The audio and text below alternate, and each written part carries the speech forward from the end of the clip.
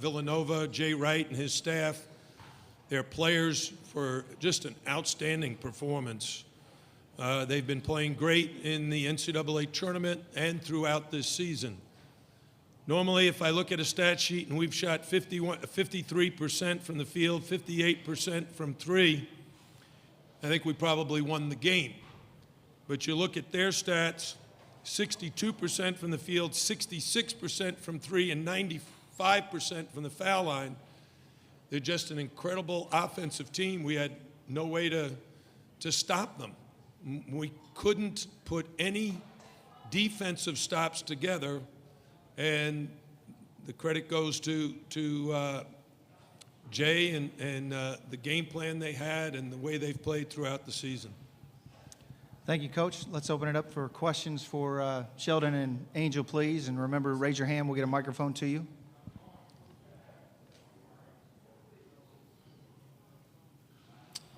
Okay, right here in the front row. Howie Lindsay, 790 KRD. Angel, what made Villanova so tough? You know what? I don't even know what to think about right now. They shot great percentages.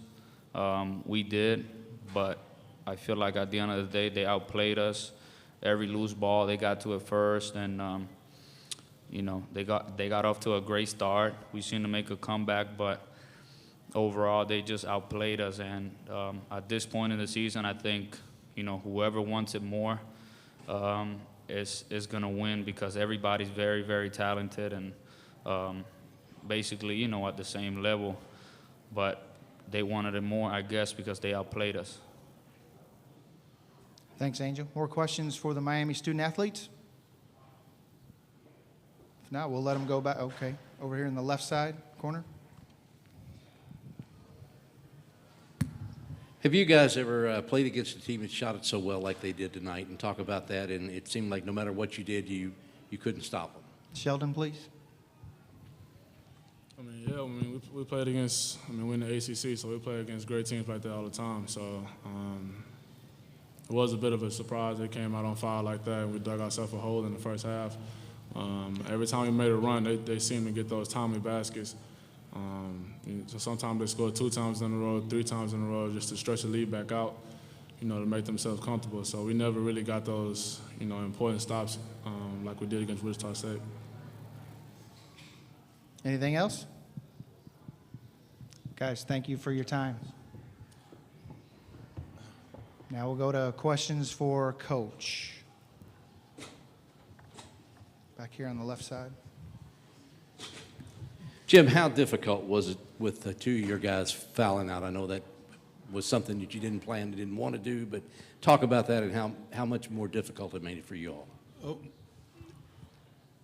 we're a team that really prides itself on not fouling, and Tanya Jakiri rarely fouls. We're in the top 20 in not putting people on the foul line, but to Villanova's credit, their skill level is so high, they have the ability to create contact when you think you're in great defensive position. They do it either by shot faking or dribbling into the contact and forcing kind of a brief collision. And the way the rules are written now, all of those fouls are on the defense. The hand checking and the touch fouls away from the basket. And, you know, quite frankly, we've been a very, very good defensive team against teams similar to Villanova. At one time in the ACC, for offensive efficiency, Carolina, Notre Dame was 1, Carolina was 2, Virginia was 3, Pittsburgh was 4, and we was 6th. So we were playing ourselves at a very high level of offensive efficiency, and everybody in the league that we faced did. But nobody shot the 3 and stretched our defense out like these guys did. You know, they only took 15 threes. Seemed like they took 30 and made 25 of them. Seemed like every opportunity we had to get a stop, especially like at the end of the first half, it's a 3-point game. They throw it out to Chris Jenkins, and he buries like a 35-footer like it's a layup. So, you know, you just got to give them credit. They have the ability to make a lot of shots.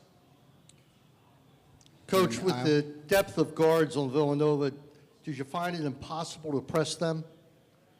Well, we're not a pressing team. We haven't pressed all year long. You know, we picked up man-to-man there, but, you know, that was kind of just to try to get our guys playing a little more aggressively defensively. But we haven't been a pressing team all season long. Falling behind is an issue for the way we play defense. Right here in front, Coach. Howie Lindsay, 790 KRD. What have Sheldon and Angel meant to this program? Well, for the last 3 years, they've given me the greatest pleasure as a coach that you could possibly ask from a player. They work very, very hard every day in practice. They've already graduated. They were terrific students. They're very skilled offensive players, and during their 3 years have become better and better defensive players, and our defense improved dramatically with their improvement. Sheldon's reputation when he came to Miami was he wasn't a very good defender. Now I think it's actually one of his strengths. But he was guarding Josh Hart, and Josh Hart is one heck of an offensive player, and he's very clever. So it's not just his shot-making ability, his ability to read his defender and put him in a bad position and draw fouls. We were fortunate. We got him in a little foul trouble in the first half, but he came back in and really played an overall well-rounded game. Any more questions for Coach? Back in the back standing.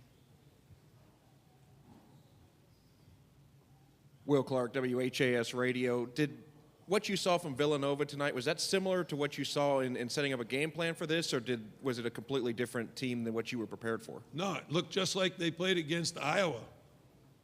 We didn't really look at the Asheville game. It was not but we watched them play Seton Hall. We watched them. I watched the Virginia game from way back in, it was either November or early December.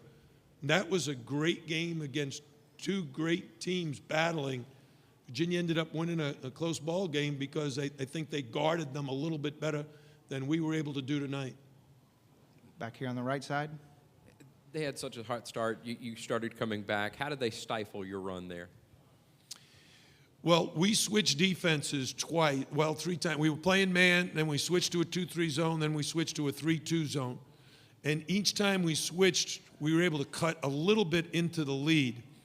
As I said, it was 3 with the shot clock winding down when Chris Jenkins makes that 3 to put it up 6 at the half. It's a huge momentum builder for them. But what really happened to start the second half, we played them very, very well on, I'm not sure if it was the first 2 possessions or 3 possessions, and there was like 1 second left on the shot clock, and they scored on that last second at the rim or made a shot, and that was discouraging to our defense. And they built a 10-point lead again. We tried to cut back into it, but it didn't work. Any more questions for Coach? Okay, Coach, thanks for your time.